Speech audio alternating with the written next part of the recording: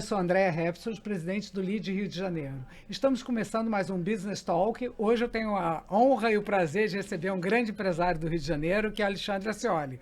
Ascioli é um empresário carioca com destaque no Brasil todo e até internacional. Ele é conhecido pela sua capacidade de inovação, pela sua visão empreendedora, foi fundador da rede de academias, que é a Bodytech, revolucionou completamente o mercado de fitness brasileiro e ele tornou essa marca uma referência nacional, né?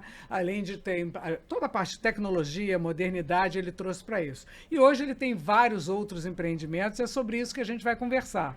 É um amante do Rio de Janeiro, um apaixonado pelo Rio, e com isso a gente precisa falar muito sobre esse trabalho que o Ascioli está fazendo pela nossa cidade, pelo nosso estado, e queria que você então contasse um pouquinho da sua carreira. Alexandre, como é que você começou e como é que você veio parar nessa área tão importante de empreendedorismo? Bem, um prazer estar aqui com a minha amiga Andréia, minha parceira de lead, o nosso João. Enfim, eu sempre fui um carioca, eu sempre empreendia na minha vida inteira, né? Eu acho que o empreendedor, ele vem por vocação ou vem por necessidade. Eu comecei por necessidade e descobri que era a minha grande vocação e, mais do que isso, uma grande paixão, né? Eu não consegui parar, eu já tive algumas oportunidades na minha vida, principalmente quando eu vendi a 4A, que era uma grande empresa de call centers, de telemarketing que eu montei nos anos 90 e que vendi no final, no início de 2000 para o Grupo Telefônica. Eu tive inúmeras oportunidades de parar e ficar viajando o Brasil e o mundo, e a vocação empreendedora, a vontade de estar desenvolvendo alguma coisa conectado com esse lado empresarial, com o mundo dos negócios, foi maior. E eu continuei empreendendo. A diferença é que a 4A eu morava em São Paulo, eu montei ela no Rio de Janeiro, ela foi para São Paulo, a 7 ficou em São Paulo. 7 anos depois eu voltei para o Rio e comecei a empreender com vários empreendimentos aqui na cidade. E quais são hoje os teus principais negócios? Hoje a rede de academias Bodytech Fórmula, né, que a gente começou também no Rio de Janeiro. Hoje são 93 academias em todas as grandes capitais do Brasil, principalmente Rio, São Paulo, Belo Horizonte e Brasília. Eu agora resolvi voltar um pouco mais para o mundo do turismo, né? Com a pandemia, com o caos que todos nós vivemos com a pandemia, eu comecei a querer buscar oportunidades pós-pandemia. E eu não tinha dúvida nenhuma que o setor de entretenimento turístico seria uma grande oportunidade, sobretudo no Rio de Janeiro, que é uma cidade que tem que ser a principal entrada do turismo no Brasil. Por aqui deveria-se começar todas as visitas no nosso país, o que durante algum tempo a gente foi perdendo para São Paulo, para o Ceará. E com a pandemia eu resolvi buscar oportunidades de entretenimento focado no trade turístico. Eu já vinha com o Qualistate, que é uma grande casa de show que a gente resgatou, eu, Bernardo Amaral, o Dodge, que também fechou com a pandemia. A gente resolveu resgatar essa casa para que ela não tivesse continuidade na cidade. E com isso eu fui me empolgando, montei o restaurante Casa Tua, lembrando que há 20 anos atrás eu trouxe o Grupo Fasano para o Rio, com os restaurantes Gero, com o Fasano no hotel, e eu quis continuar com essa.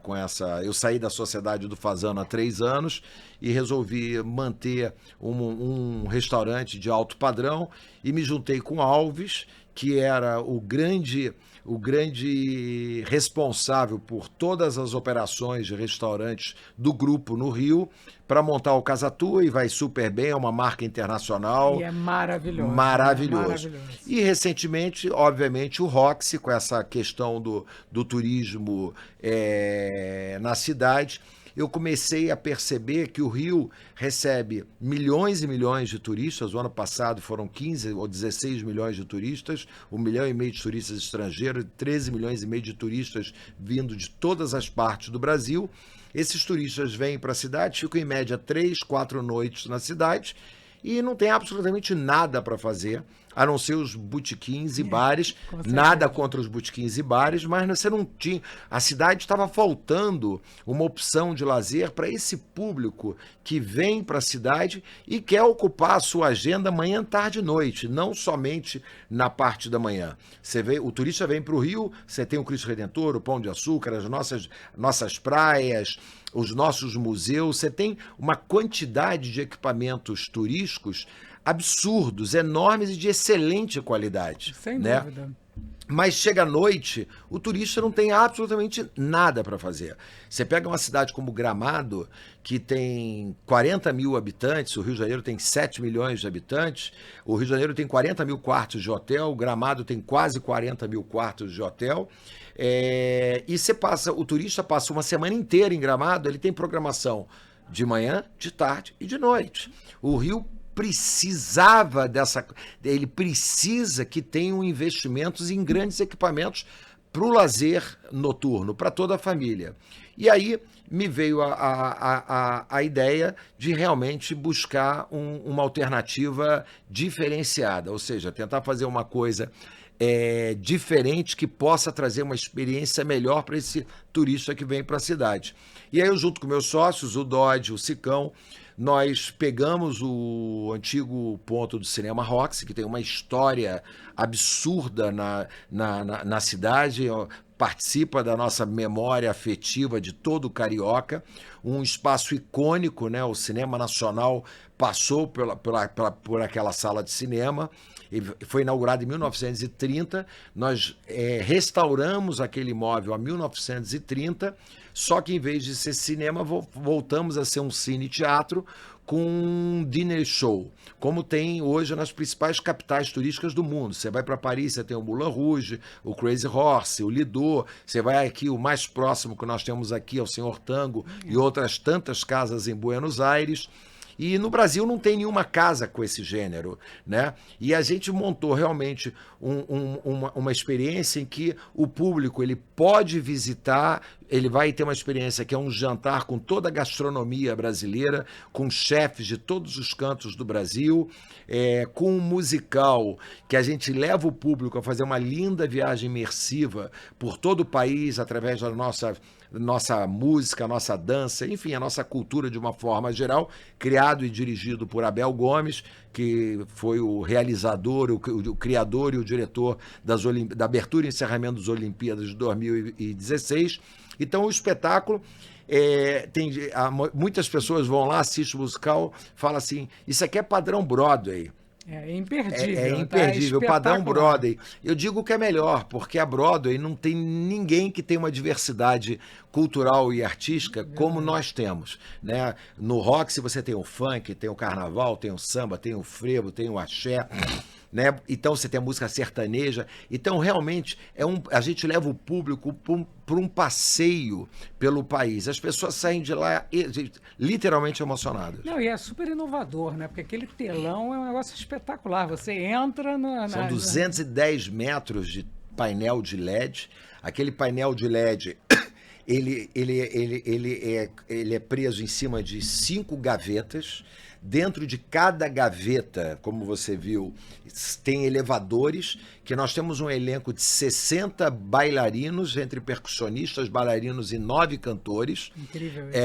Interagindo com aquelas imagens que são todas autorais também.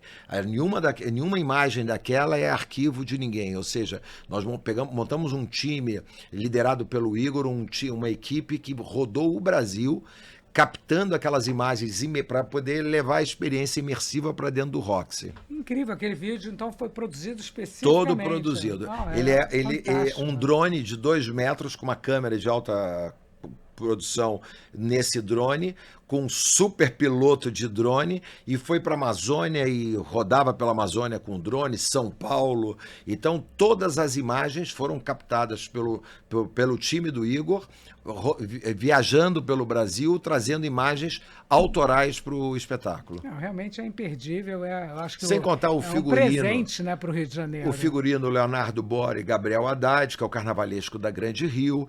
A diretora de movimento é a Priscila Mota e o Rodrigo Neri, que são os carnavalescos vencedores da Viradouro o ano passado. A direção do Abel Gomes, a direção musical do Pretinho da Serrinha e o roteiro do gênio espetacular Leonardo Bruno, que tem 10 livros publicados sobre a música brasileira. Enfim, é um time muito forte, muito potente. A maioria deles estrearam em musicais no Roxy, né? Então eu estou muito feliz com esse projeto. Não, e o produto é espetacular. Por falar em coisas espetaculares para o Rio, conta um pouco aí do projeto do Jardim de Alá.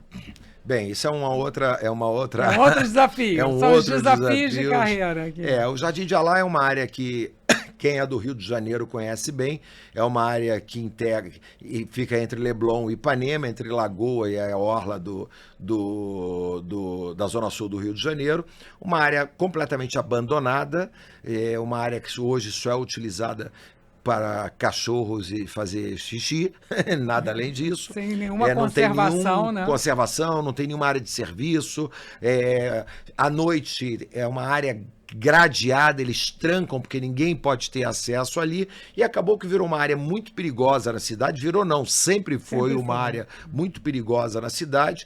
É uma área que tem uma pequena Cracolândia, é uma área, enfim, é uma área que hoje divide os bairros do Leblon e Ipanema. Não, é uma área extremamente nobre, né? Uma localização impressionante. É uma das áreas mais importantes do Rio de Janeiro. E há 3 anos nós fizemos um projeto, na verdade o projeto já existia, criado pelos arquitetos Miguel Pinto Guimarães e Sérgio Caldas, que em 2014 chegou a fazer um projeto paisagístico para o final das obras do metrô, para a Copa de 2014, que era um projeto paisagístico da área e não foi adiante.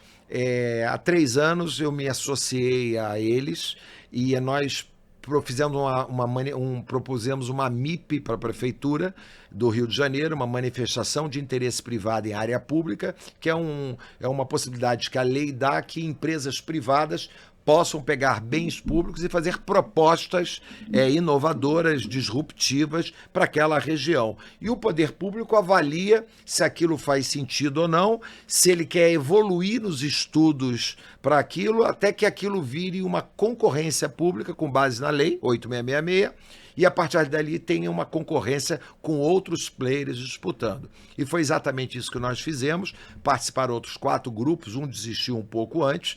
Nós fomos vencedor com o nosso projeto, que nós vamos transformar aquelas praças, que hoje são praças abandonadas num parque com 95 mil metros quadrados de área verde, né? Com áreas de esporte, com áreas de lazer, com muitas atividades sociais, principalmente integradas com a Cruzada São Sebastião, que é a nossa apoiadora integral do projeto, junto com a Associação dos Moradores do Leblon e as 2 associações de moradores de Ipanema, que apoiam integralmente o projeto. A gente tem um apoio quase que unânime de toda a população da cidade, principalmente quem vive no entorno ali na Zona Sul. E nós vamos fazer um bulevar, que nós vamos ter restaurantes, cafés, lojas voltadas para serviço, que não tem nada a ver com shopping center. Eu costumo dar uma referência, quem conhece o Porto Madeiro em Buenos Aires conhece aquilo e sabe que aquilo não é um shopping center, é uma área grande com opções de lazer e de entretenimento para a população. Ou seja, a gente tem que ocupar aquela área, tem que fazer com que aquela área seja uma área de destino, que as pessoas vão para lá, possam almoçar, possam tomar um café, possam passear. Então, essa é a intenção do projeto. O projeto, nós já estamos há 2 anos com esse projeto. Nós estamos agora praticamente preparado para começar a obra. No entanto, tem uma liminar pedida pelo Ministério Público da cidade, questionando vários pontos o que é legítimo. O Ministério Público está aqui para fazer o papel dele, enfim, que é legítimo. Pegou eco a um grupo pequeno de moradores, muito pequeno, eu diria que são 20, pequeno de moradores, que antes integrava as associações de moradores do Leblon e de Ipanema, e no momento que essas associações, que existem há 40 anos, que têm legitimidade para falar sobre o bairro, né, apoiaram o projeto. Eles foram dissidentes, criaram uma associação dos moradores do Jardim de Alá. Jardim de Alá não é bairro, é só uma região, que foi criada há 2 anos, em final, acho que outubro de 2023, exclusivamente para combater o projeto. E quando a gente pega ali a maioria das pessoas que brigam contra o projeto, são pessoas que moram ali na frente, que não tem vaga de estacionamento no seu prédio e que vai perder a vaga de estacionamento, que onde é estacionamento de carro hoje, vai virar parque, vai virar verde, vai virar área permeável, área pública. Então você tem alguns comerciantes ali, principalmente restaurantes, que ocupam aquela área utilizando mais de 200, 300 carros em cima das calçadas, sem pagar nada para o poder público, e cobrando por esse estacionamento. É verdade, eles cobram. E cobram por esse estacionamento. Isso vai acabar. E é uma pena que eles não têm nem um princípio de parar para pensar que eles vão triplicar o público dele, que aquilo vai virar uma área extremamente ocupada não só por toda a população da Zona Sul, mas por população de várias áreas da cidade, principalmente para o turista. Vai ser mais um ponto turístico na cidade. Então, mas eu estou muito animado com esse projeto. A gente agora já atendeu todos os pré-requisitos judiciais e a gente está aguardando com toda a ansiedade possível para que a justiça libere e a gente possa finalmente iniciar as obras do parque. Eu não tenho dúvida que vai ter que liberar. Como todos os cariocas, eu nunca vi aquela área arrumada. A gente que nasceu e foi criado no Rio de Janeiro ali nunca estava. Então é uma oportunidade, é um presente isso para a cidade. Com certeza vai ser resolvido. Andréia, eu sou carioca, eu vivo na cidade sempre. Mesmo quando eu morei em São Paulo, quinta, sexta, sábado, domingo, eu estava de volta na cidade. Exatamente. Tá? A primeira vez que eu entrei no Jardim de Alá foi agora, quando eu comecei a pensar junto com o Miguel, desenvolver aquele projeto, que eu fui entrar no Jardim de Alá e conhecer ele em loco, porque até então eu não conhecia.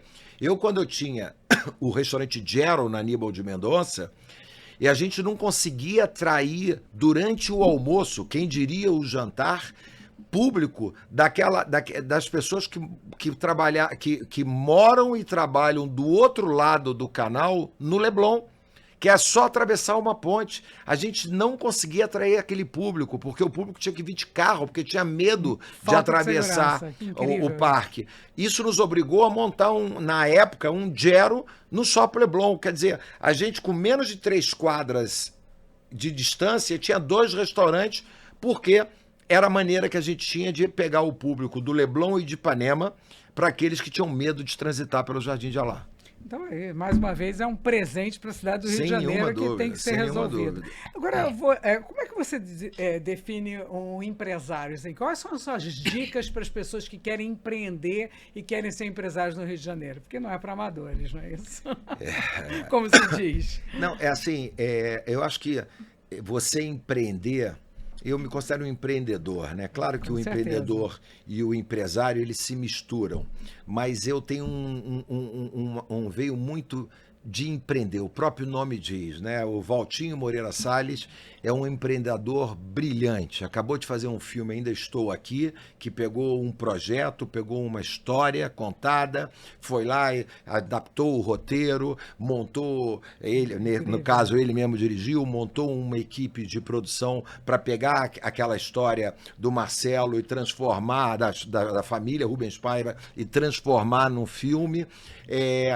E a partir dali o filme ficou pronto, ele continua o empreendimento dele com um boné de empreendedor, porque eu costumo falar que um produtor de um longa-metragem, ele é um empreendedor. Com certeza. Ele pega uma história e faz virar um filme, contar aquela história, né? E agora ele continua empreendendo, rodando o mundo, conseguindo mais e mais apoiadores para que a nossa Fernandinha e o próprio filme recebam o merecido Oscar. Então, isso para mim é um empreendedor, né? É claro que ele tem um papel de empresário, porque o filme mexe com finanças, mexe com investimento, mexe com contabilidade, mexe com questões jurídicas. Então, eu acho que o empreendedor, ele tem essa característica. O empresário, ele não só tem a característica do empreendedor, mas ele administra e segue participando de atividades empresariais, seja através de seus conselhos, das suas, enfim. Então eu sou muito voltado, eu me considero muito empreendedor.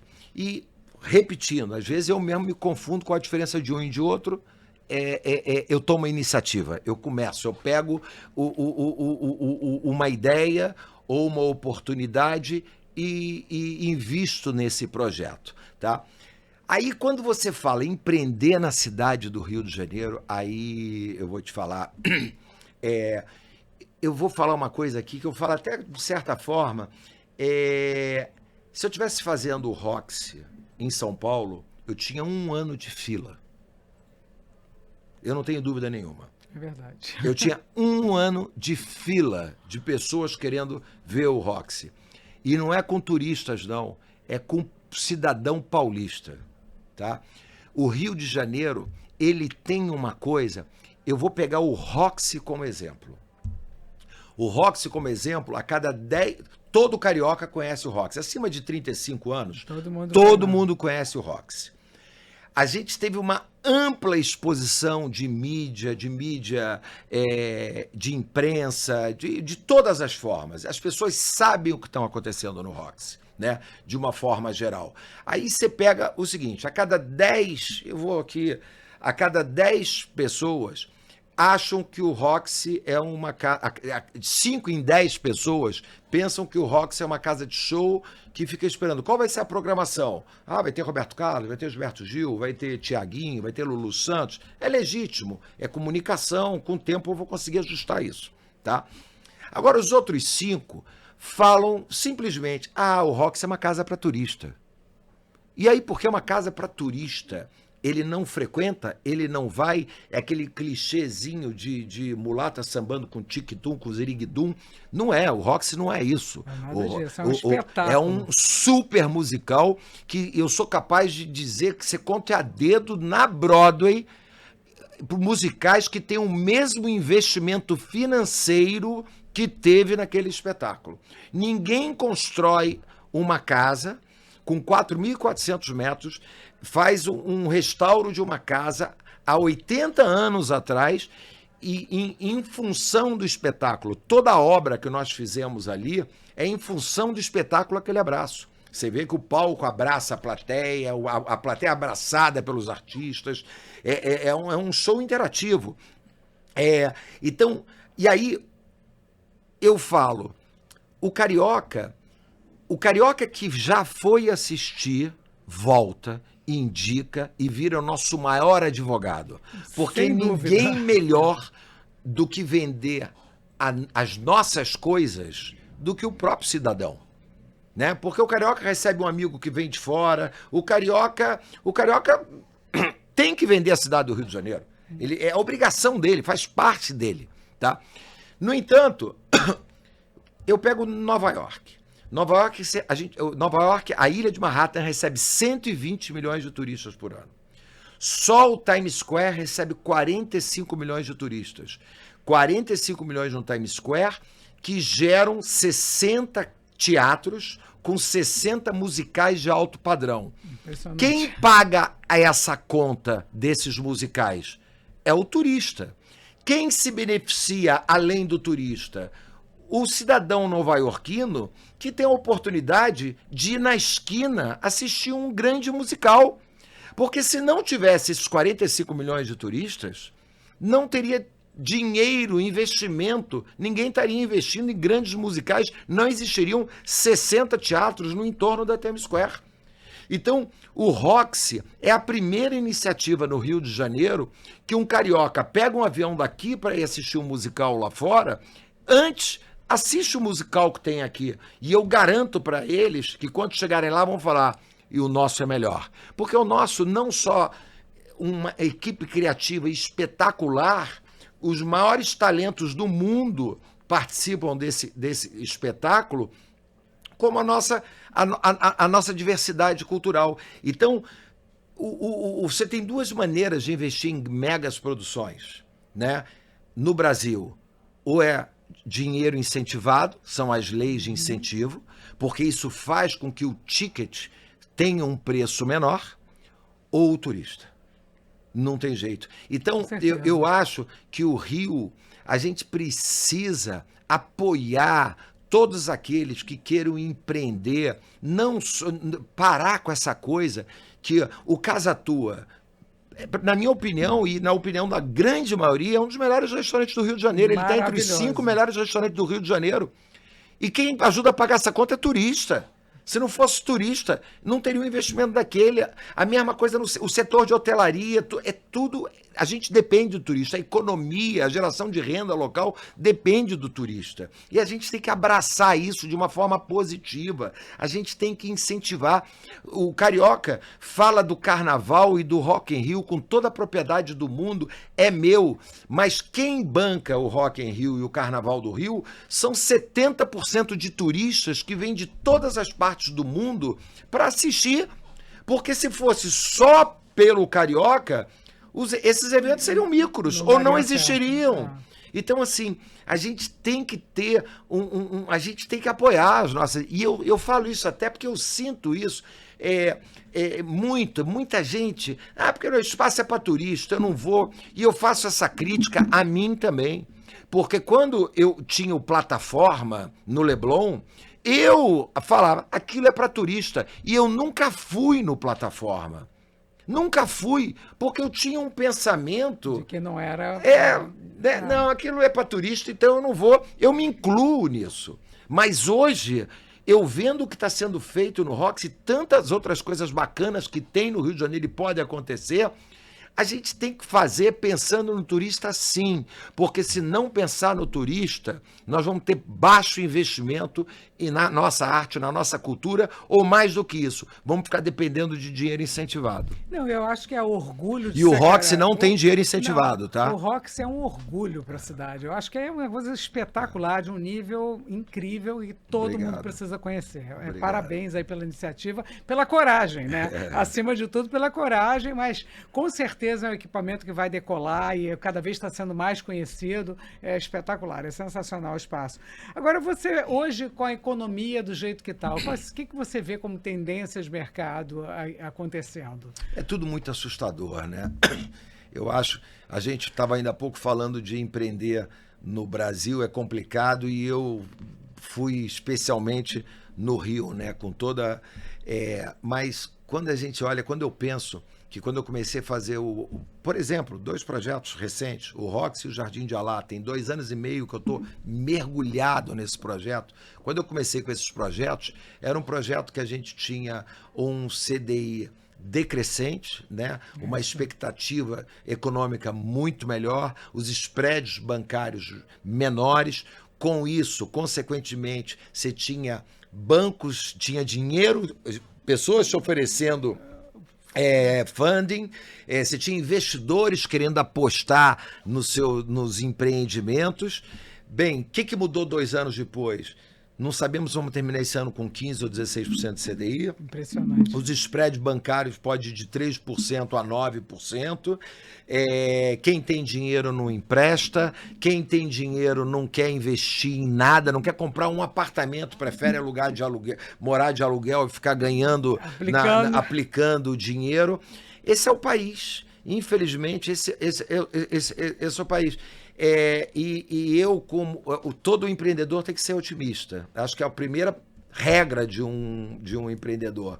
Se ele não for um entusiasmado, se ele não for um cara que tenha convicções nas suas próprias crenças e não tiver otimismo, ele não pode ser empreendedor. Porque eu estou aqui conversando, eu estou aqui numa luta diária para conseguir começar as obras do Jardim de Alá, eu vim numa luta diária para fazer o Roxy, eu tive gente abraçando o Roxy, salve o cinema, não podem fazer, salve o cinema, gente. Deixem o prédio abandonado. Deixa o prédio abandonado com o mendigo ali embaixo, um imóvel privado, um imóvel privado, que é da família Severiano Ribeiro.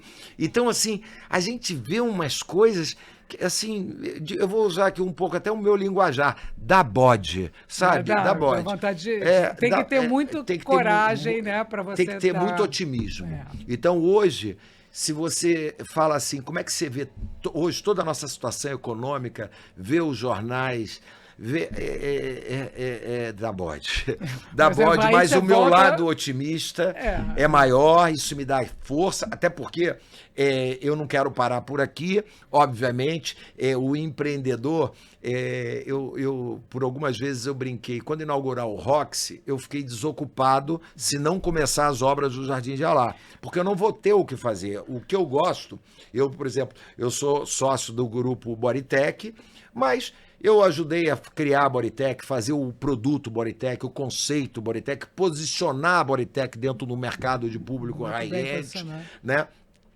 Mas de lá para cá, toda tocada pelo meu sócio Urquiza, que é o presidente da empresa, que toca aquilo brilhantemente. Eu participo das reuniões de conselho, das decisões estratégicas, mas o meu prazer é entrar dentro da Bodytech, é treinar, é tal, e não mais eu já empreendi onde eu tinha que empreender. Agora é a multiplicação dela. Como é que a gente faz não ter mais 100 academias, ter 200, ter 300? Como é que vamos crescer? Como? Mas isso, para mim, deixou de ser um lado empreendedor. Isso já passa a ser um lado empresarial que está dentro do veio do negócio desenvolver e buscar o crescimento daquela atividade. Não, isso é sensacional, né? Porque realmente a veia de empreendedor é a veia do desafio, né? Do desafio, da criação, né? E depois, então, do Jardim de Alá, quais são as próximas? E uma coisa engraçada, né? O Jardim de Alá está 50 anos abandonado. Se fosse fácil, ele não estaria 50 anos abandonado. E isso faz... E eu tenho um grupo de sócios no Jardim de Alá que o Jardim de Alá virou uma vocação. Deixou de ser um projeto empresarial, sabe? A minha filha, que agora está com 13 anos, mas quando ela tinha 11 anos, há 2 anos atrás, eu passeando com ela no Jardim de Alá, que eu ficava indo para lá para buscar ideias, para poder... ela falou assim, pô, pai, vai ser muito legal, porque um dia eu vou falar para minhas filhas que foi o vô que participou do Jardim de Alá. Isso é um barato. Isso é fantástico, você fazer uma mudança na cidade, participar. Eu diria que o Jardim de Alá vai ser o 5º maior projeto urbano da cidade do Rio. A primeira, sem nenhuma dúvida, foi o Aterro do Flamengo, né? A segunda foi o Calçadão de Copacabana, o Aterro da Avenida Atlântica. O terceiro foi o Rio Cidade, né? A orla do Rio toda. O quarto, sem nenhuma dúvida, que o nosso prefeito foi criticado pra caramba e hoje todo mundo bate palma, foi o Porto Maravilha. É incrível. Né? O quinto, tem uns que dizem que é o Parque de Madureira, que eu acredito, mas eu nunca fui no Parque de Madureira, então não conheço. Então, para mim, o quinto vai ser o Jardim de Alá. Não tenho dúvida. E eu acho que, como carioca, ficamos aqui na torcida e na expectativa que dê super certo, porque isso é mais um presente que o Acioli está dando para a cidade do Rio de Janeiro. Se Deus quiser. Eu queria te agradecer por essa conversa, foi ótima. Parabéns aí pela sua coragem, pela sua determinação. Acho que você é um exemplo de empresário aqui para o Rio e de sucesso, né? Então, parabéns, muito obrigado aí por ter conversado aqui com a gente e contado um pouco dessa sua trajetória tão bacana, né? E eu falo a mesma coisa para você, André, porque você lidera um grupo aqui, agora falando do nosso lead, que é extremamente importante para a cidade, para o desenvolvimento econômico da cidade, para atrair holofotes do Brasil inteiro para as coisas que estão acontecendo empresarialmente e as oportunidades de negócio na cidade. Então, como você... Eu sei que aqui não é um programa do LEAD, mas como você é presidente do LEAD no Rio de Janeiro, eu fico honrado, primeiro, de participar do LEAD e, segundo, de ver uma iniciativa liderada por você, uma segunda, que agora é o teu podcast, né, pensando no desenvolvimento da cidade. Eu estou sempre aqui, é só avisar. Muito obrigada.